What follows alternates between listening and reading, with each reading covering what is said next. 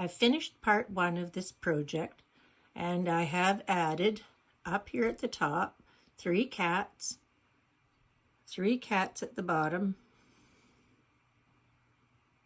there, and I sewed them together and sewed it onto the bottom of the quilted section, and on the back side I sewed the backing and batting, and then I quilted that section and I quilted that section. Then what I did was I attached that seam and that seam on the front, and on the back side was the backing and batting, and then I flipped them out to the side in the flip and sew method that I showed on another video, and then I quilted those 2 sections, the one at that side and the one at that side. So that is all a completely quilted piece now. So it measures 40 inches across, and I want to make it 60 inches in length. So what I'm going to have to do is add something at the top and the bottom, and then I'm going to do the same flip and sew method. I'll make something for both sides and then just sew it on, flip it over, and quilt it, and then bind it. So I did have a piece, a few pieces of small blocks that I'm going to use. And on my desk here is one of those blocks.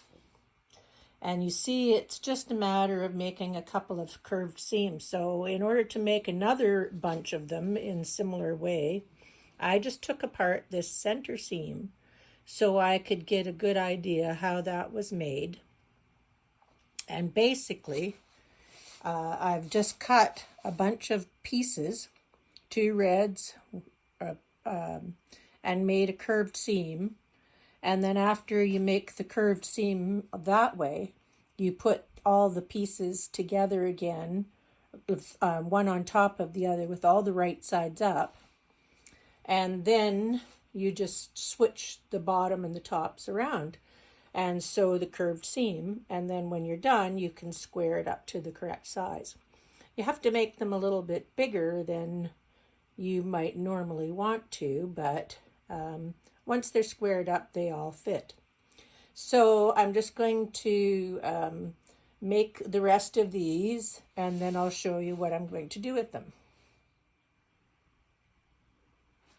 So I've got the bottom one in place now.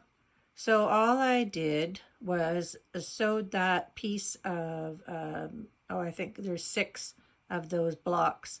I sewed them together, and then I put a piece of the border fabric on either end, and I'll sew that together and sew it onto the bottom of the quilt, add that extra border piece on the end, and then I'll pin that up to the front side, right sides together, sew it along the bottom, and then I'll put the backing and batting on the back side, flip them down, and then just quilt the bottom section.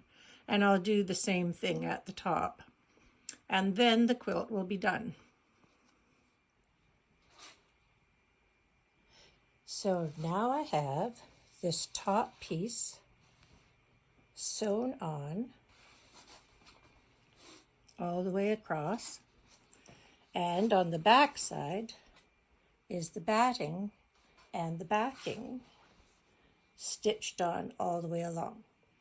Now I always check to make sure that this seam here that I've just sewn has all of the fabric caught in along the seam on both sides, which it does. I've checked it.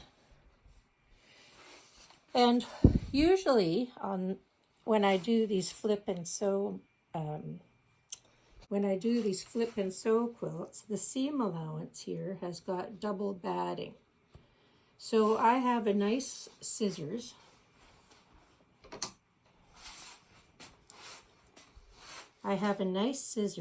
Here with a duckbill edge that when I want to trim this off, I can trim very carefully along the seam, and it doesn't catch the underside here, but I have to do it in the correct configuration.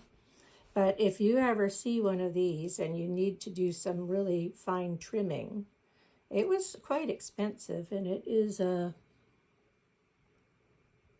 Ginger scissors.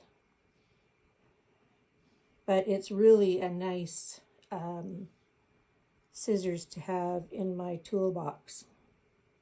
So now all I have to do is just trim the seam.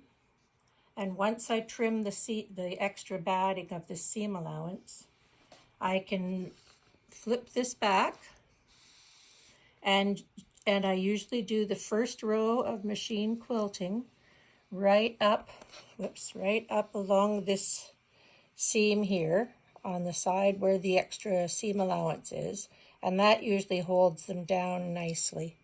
And then I just do straight line quilting for most of my scrappy quilts.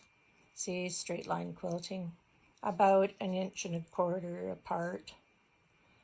That works for me. It holds everything together nicely.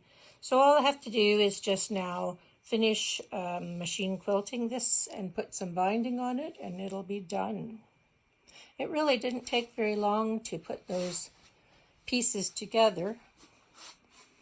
I just have to quilt both ends and bind it.